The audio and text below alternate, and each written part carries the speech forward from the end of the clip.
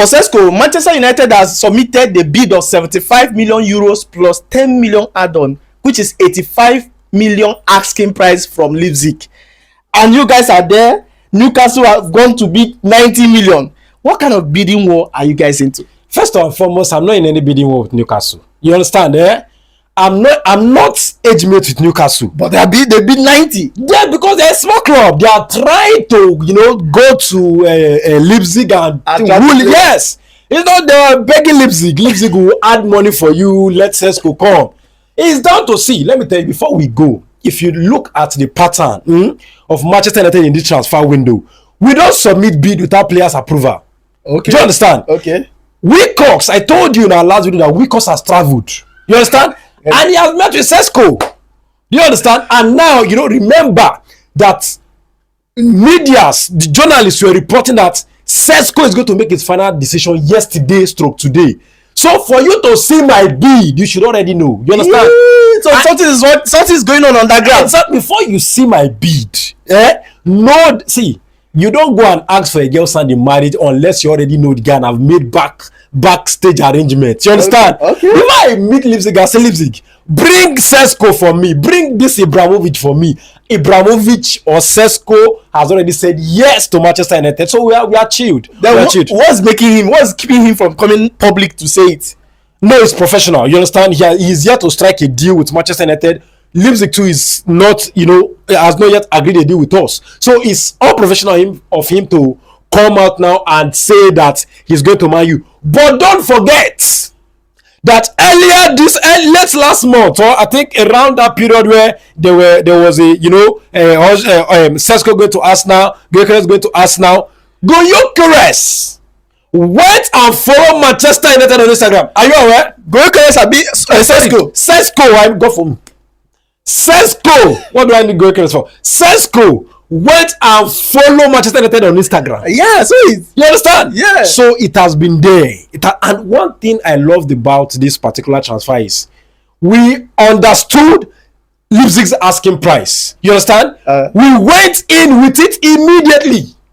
We don't want to drag it the way Mbemo went. You understand? There's no time. You don't have time. We don't have time. You need midfielder and a keeper to sign. No, I think that the way this thing is going, I kind of like studied Amorim's team in Sporting Lisbon, and if there's one thing I noticed, all of us has been screaming for a midfielder. But I think Amorim's game is not heavy in the midfield. You understand? If you go back to his days at Sporting, if you look at that team, you cannot pick a top-notch midfielder there.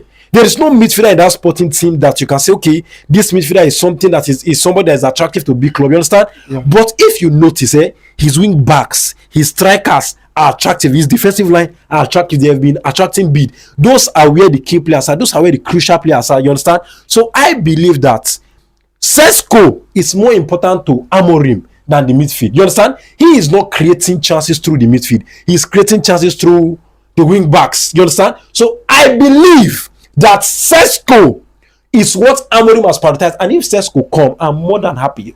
We have midfielders on ground. You understand? We have midfielders. But so they are not energetic. They are not, don't worry about them. Let me have my striker first. Let me clear this desk. Okay. Once I clear this desk of getting a striker, then we can look at the midfielder. Today is not for midfield or anything. Today is to point at my beautiful Ibrahimovic regen. I want to see that, but his physique. Look at him. His charisma. Short power is there. Let me tell you, Premier League, you are not ready. This is not Højlund. This is not Højlund. Once he comes now, and it's even beautiful, you understand? We have 22-year-old Højlund. We have 22-year-old Šeško. Let the two of them battle it out. You understand? Enough of this getting one striker old and no. Bring two young strikers. Let two of them rise to the occasion at the same time. Yeah. We got Rooney at 18. We got Ronaldo at 18. Do you understand? And they both battle it out. That's what we want to see. Build a young, energetic squad. When Šeško come, you see Højlund will start scoring.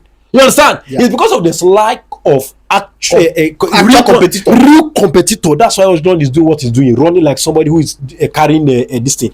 What we need right now is a young competitor, and Šeško fits that bill perfectly. Yeah. All right, but wait. Talking about Amorim's, setup or Amorim's players in Sporting, he get one guy where they call Højlund, Højlund. Yes. This guy is perfect with coming down, slowing down, collecting ball from the keeper, distributing, making some runs. You know, cut one or two persons. Get your point. So I know that guy is pivotal man. That guy be the midfield of Amorim there. What I want you to understand is that Højlund you're talking about is not a top midfielder. You understand? He's not a top. That's my point. If he was a top midfielder, he would leave Sporting. Several players have the wing back of Sporting Chelsea have signed him. The striker of Sporting Chelsea have signed him. The defender of Sporting is already attracting this thing from Benfica and Porto too. So you look at key areas that the manager is working with. And look if that is where he's also working at in this new project. You understand?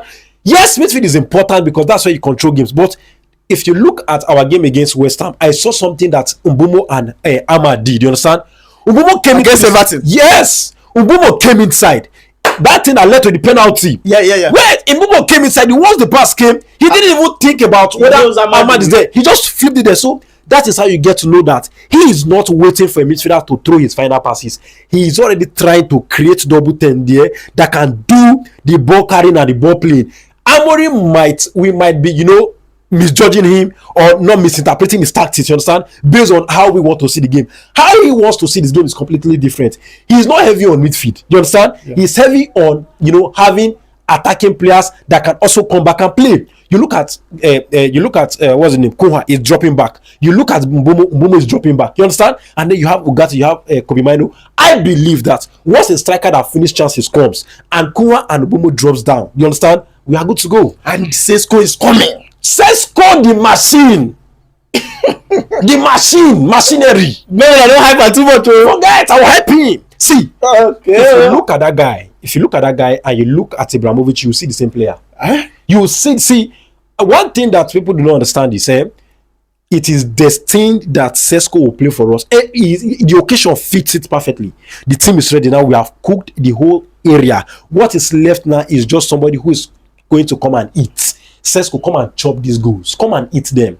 Come and enjoy. The team is ready. And see, one thing I love about this particular transfer is that it is Šeško's preference, you understand, that matters to the transfer fee.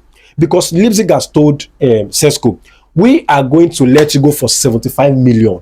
But you will have to be the one that will choose before we are going to say it's 75 million. But if somebody comes and is bringing more and we can ask more, we ask more because of you, we will say 75 million. Then Manchester went there and say, okay, we like your boy.